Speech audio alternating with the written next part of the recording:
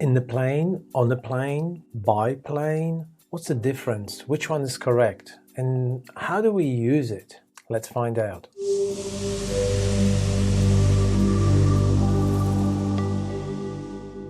So before we dive into in, on, and by, we need to understand what those prepositions refer to. And they refer to transport. Well, for us, and for this example, we are going to look at transport as the movement between point A and point B. And this movement is going to be, of course, about us. So it is our movement between those 2 points. And of course, we know that we can move between point A and point B in many different ways. So we really have a choice, which is why we are going to talk about means of transport. So let's start with the most basic one. Right at the beginning, the first great migration of the people, Homo sapiens, they did not have any other form of transport but themselves, their own bodies. There is one part of the body that they depended on, and we still depend on it, really, and that's our feet. But then when you think about it, it's not really feet, because we are not using 2 feet at the same time. If we did, we would be jumping or skipping. We are using 1 foot at any given time. So it's 1 foot and then the other and the other and the other. So in other words, you can say that we use, but then of course comes a preposition. Our whole body is on our feet, and when we move, our whole body is on 1 foot. So realistically, the first form or the first means type of transport is foot. That's why we say on foot. So with that interpretation, very physical interpretation of our body being on our foot as we move, well, the question is, do we use article here? And the answer is no, we don't. The reason for it is very simple. We have only 2 feet, which means we're not talking about one of any or one of many. We have 2, so it's either one or the other. It makes no sense to say a foot. We know it's one or the other. We are going to simply say on foot. But now what we know about transport is that the distances between A and B grew longer. The time we needed to move between those 2 distances grew shorter. And so, of course, the means of transport improved. They became more sophisticated, more advanced, and really we have now a huge number of different types and means of transport to move our bodies from point A to point B. Let's have a look at 4 most common, I guess, means of transport: train, bus, plane, and boat.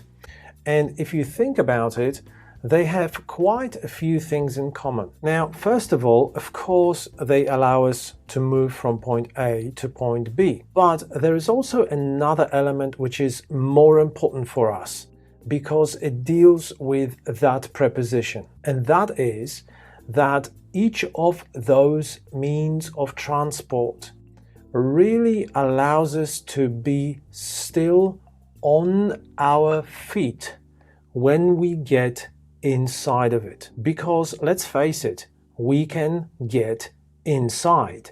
Train is big enough for us to get inside. Bus is big enough for us to get inside. The same with the plane and the same with the boat. So really, because each of those means of transport allows us a platform to stand on our feet, well, we are going to go with exactly the same preposition. But now the question is, are we going to use article A? Well, the answer is yes, and that's because there are many different trains, and we only want to use one of them, any. We do not care which one. We just want one. One out of many. We can go even deeper because we can talk about different types of trains. Basically, you can use exactly the same concept. It's just a slightly different, more specialized form of a train, let's say. And of course, the same goes with all the other ones. So perhaps with the bus, we are going to talk about a city bus, or we are going to talk about school bus. Over here with the plane, we can talk about a passenger plane and a cargo plane. But sometimes we are going to come across a particular means of transport which is not going to give us the platform on which we can stand on our feet. We have a horse, we have a motorbike, we have a bicycle, and we have a car. And they are not different because maybe they are a little bit unusual, like a horse. What is important in those is that they give us absolutely no platform to stand on. In fact, we are using our backside, so we are on our bum. If we look at the horse, we are using our bum to sit on the horse. Same thing happens with a motorbike. So we are sitting on the motorbike. The same thing happens with the bicycle. So we are sitting on a bicycle.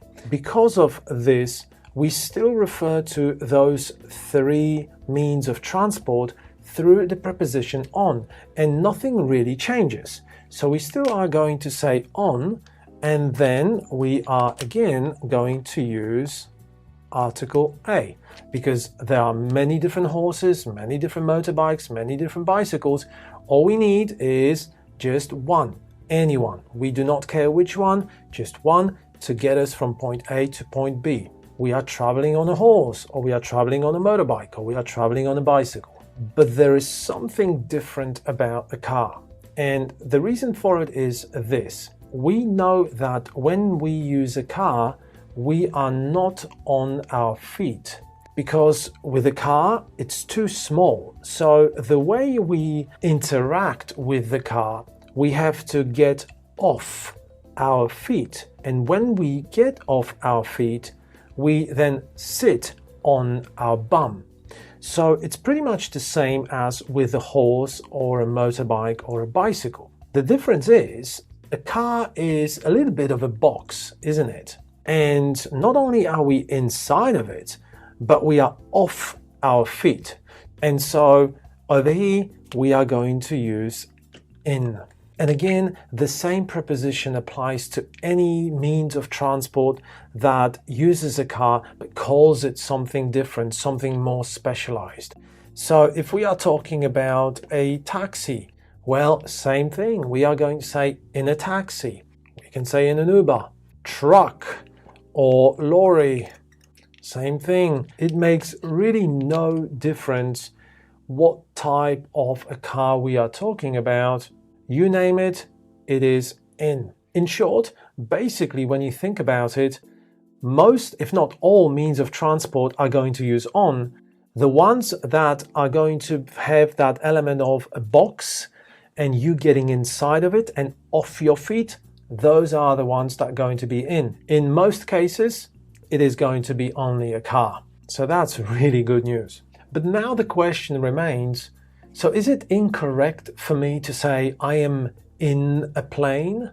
Imagine you are looking at a plane with its designer, and the designer is explaining to you where particular elements or components of the plane are. And so imagine designer saying, well, you know, the fuel tanks we placed in there in the plane, and then the pilots, of course, are in here in the plane, but when they are resting, they are in there, and all the passengers are in here and in there. And so you see, every single thing from the perspective of a designer is in. Now, at this point of time, this plane is a physical object. So if you think from that perspective, you could say, well, is there anyone in there? And the designer says, yes, the test pilots are in the plane right now. So now we are talking about people in the plane. They are not using this plane as transport. They are basically looking at and interacting with this plane as a physical object. But if you look at the same physical object up in the sky, then you will probably assume, okay, this plane is most definitely going from point A to point B, because that's what usually happens. That's why the plane is so high up. And then you will know that, of course, there are people inside of that physical object, and that there are many things inside of this physical object. But you will consider this physical object from the perspective of what its function is. And the function of this object is transport. So now you will see it through the perspective of on. It's that movement from A to B. There are people on that plane. The final preposition we need to discuss answers question how. Whenever there is a question how, you start the answer with preposition by. So in our case, how can I get to England? Obviously, it's a question about movement. It's a question about transport. So we are going to answer, well, how can you get to England? You can get to England by train, by plane. You can get to England by boat. We are not going to use article. So we are not going to say by a train or by a plane or by a boat. The reason for it is we talk about means of transport. We are not considering any physical object over here. So really, when you think about it, train is a very specific type of transport. That's why we call it train. Now, if it's any different to what we see as a train, we are not going to call it a train. We are going to call it something else, because it's going to be an invention in its own right. The only exception, and I promise it's an easy one, is the one that takes us to that first way or that first type of transport that we used as humans, and that is our feet. So even if you have a question, how can I get to? And you know that you can get there on your feet, or more specifically, one foot, then we are going to say foot, but we are not going to say by. We are going to stick to the original preposition, and we will say simply on foot instead of by foot. So next time you are in the bus, think if you are also on the bus and if you are traveling by bus. Thanks so much for watching. Please let us know in the comments below if there's anything else you'd like to explore. For now, happy learning. We'll see you in the next video.